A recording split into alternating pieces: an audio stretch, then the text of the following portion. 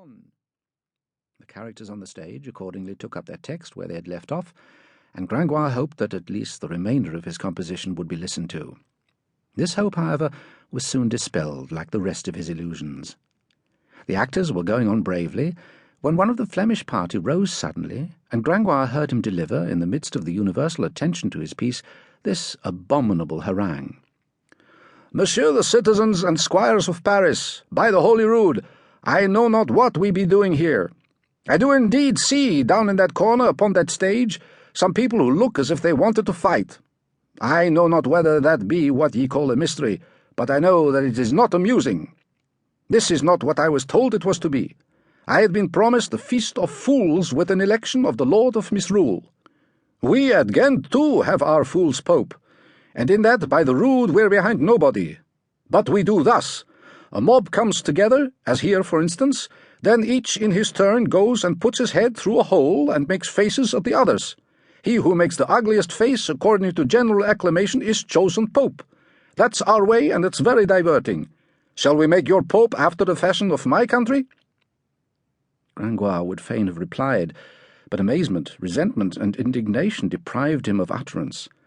Besides, the motion was received with such enthusiasm by those townsfolk, flattered at being called squires, that all resistance would have been unavailing. All he could do now was to go with the stream.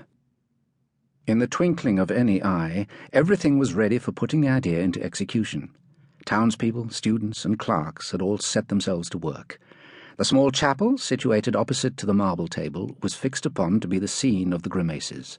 The glass, being broken out of one of the divisions of the pretty rose-shaped window over the doorway, left free a circle of stone through which it was agreed that the candidates should pass their heads. The grimaces commenced. The first face appeared at the hole, then a second face, and a third succeeded, then another, the spectators each time laughing and stamping their feet with delight. The scene became more and more Flemish. The great hall had become, as it were, one vast furnace of audacity and joviality, in which every mouth was a shout, every face a grimace, every figure a posture, the sum total howling and roaring. Suddenly there was a great thunder of applause, mingled with prodigious exclamations. The Lord of Misrule was at last elected. It was indeed a miraculous grin that now beamed through the Gothic aperture, a tetrahedron nose, a horseshoe mouth, a small left eye overshadowed by a red bushy brow, while the right eye disappeared entirely under a monstrous wart. Straggling teeth with breaches here and there, like the battlements of a fortress, a horny lip, over which one of those teeth projected like the tusk of an elephant, a forked chin, and above all an expression diffused over the whole, a mixture of malice, astonishment, and melancholy. The acclamation was unanimous. The crowd precipitated itself towards the chapel, and the happy Lord of Misrule was led out in triumph. And now the surprise and admiration of the people redoubled. They found the wondrous grin to be but his ordinary face, or rather his whole person was a grimace. His large head was bristling with red hair.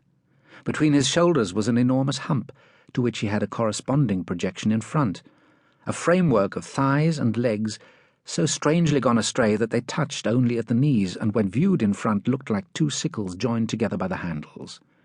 Sprawling feet, monstrous hands, and yet with all that deformity a certain awe-inspiring vigour, agility, and courage.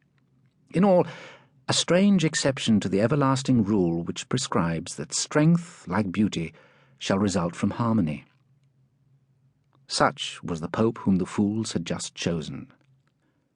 When this sort of Cyclops appeared on the threshold of the chapel, motionless, squat, almost as broad as he was high, the populace recognized him at once by his coat, half red and half violet, figured over with little silver bells, and still more by the perfection of his ugliness, and exclaimed with one voice, "It's Quasimodo, the bell-ringer! It's Quasimodo, the Hunchback of Notre-Dame!" During all this scene, Gringoire and his piece had held out. His actors, goaded on by himself, had not ceased spouting their parts, nor had he ceased to listen. But when he saw Quasimodo and the noisy train of the fool's Pope march with great clamour out of the hall, the rest of the crowd rushing eagerly after them, he made his retreat, hanging his head, the last in the field.